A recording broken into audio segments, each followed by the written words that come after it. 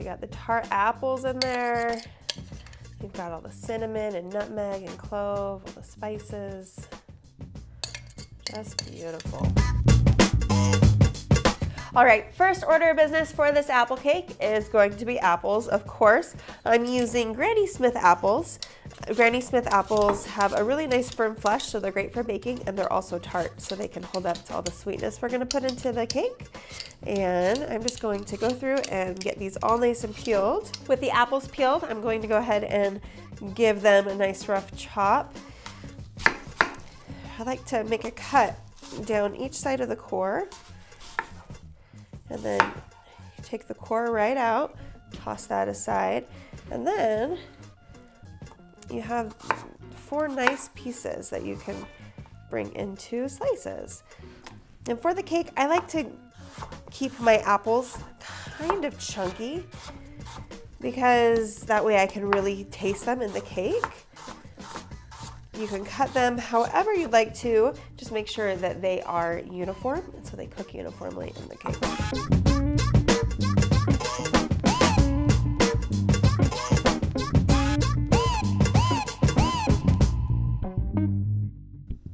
Next up is the cake batter.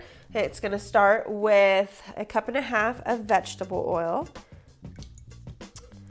Add some sugar to that.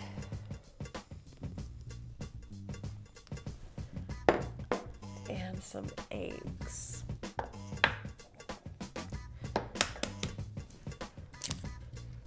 What I love about this apple cake is that it uses up ingredients that are already in your pantry. You don't have to have fresh butter. You can use oil from the pantry. You do have to have fresh eggs, obviously, and apples, but everything else are pretty much staples.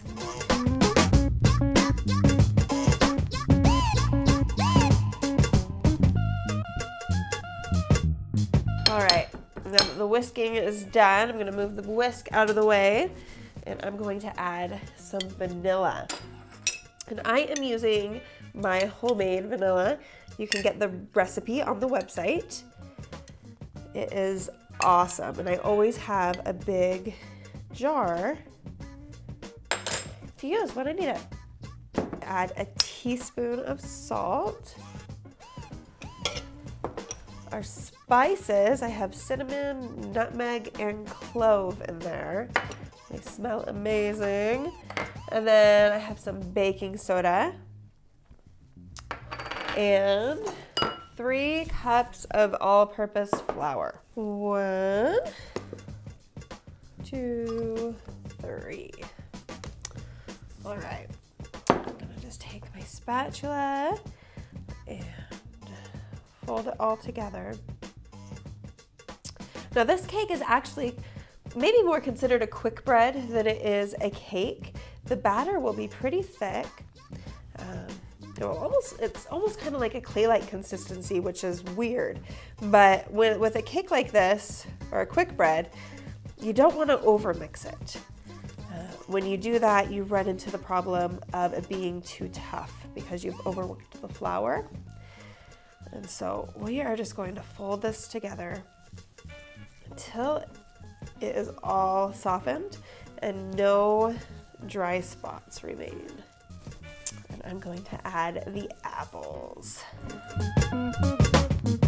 Now this might seem like quite the task to get this all incorporated because this dough is pretty stinking thick, but once that moisture from the apples hits the batter, it'll make it a lot easier.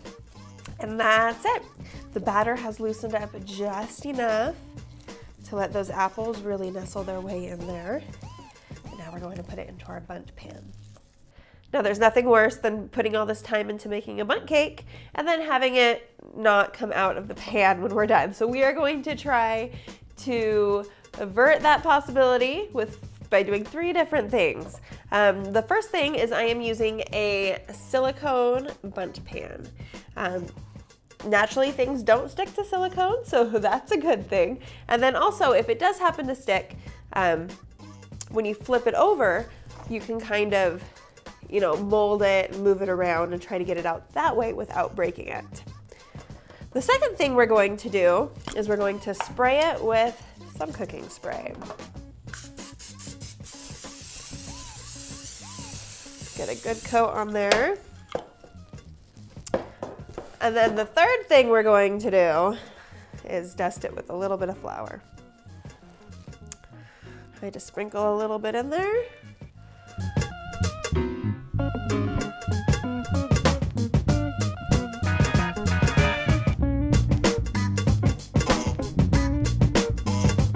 Now we are going to just layer this delicious batter in here.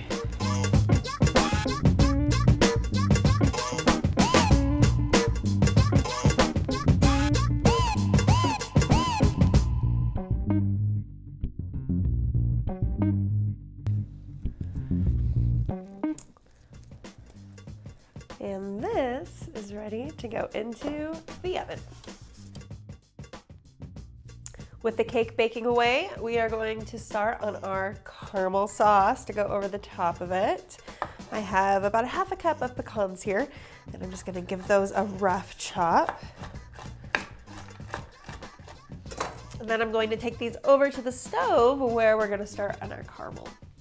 This caramel sauce is super simple. All we need is 2 tablespoons of butter, half cup of brown sugar, and a little bit of milk, but we're gonna add that just a minute when this gets melted down. And once that butter starts to melt down, you can go ahead and add in a couple of tablespoons of milk. Bring it up to a boil and let boil for 1 minute. And that's it. Stir in those pecans. Turn off the heat. And you are ready for the cake. All right, our cake has been out of the oven for about 5 minutes, just to let it cool off a little bit. But we do want to go ahead and flip it out onto the plate as soon as possible after cooking so that it has less chance to stick. And then I'm going to take this plate and put it right over the top of the pan.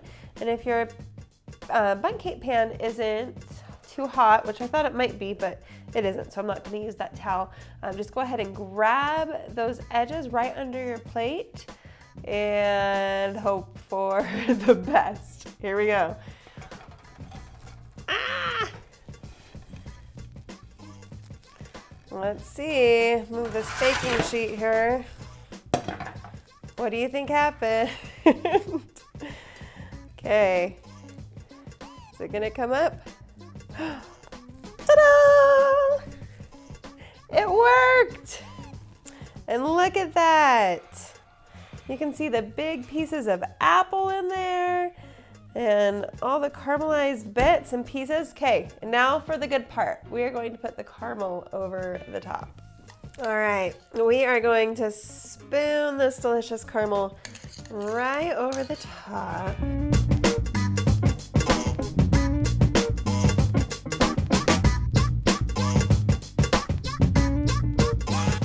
Drizzle down those sides.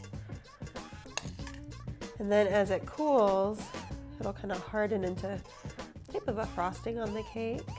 Now this cake definitely doesn't need the caramel, but I am of the camp that if something is good with caramel on it, we should probably put caramel on it, right? But if you're not feeling like making a caramel topping, this cake is great with just a little dusting of powdered sugar, or a dollop of whipped cream, or a scoop of vanilla ice cream, or by itself. You really can't go wrong with it. It is so moist and delicious. And you got the tart apples in there. You've got all the cinnamon and nutmeg and clove, all the spices. Just beautiful.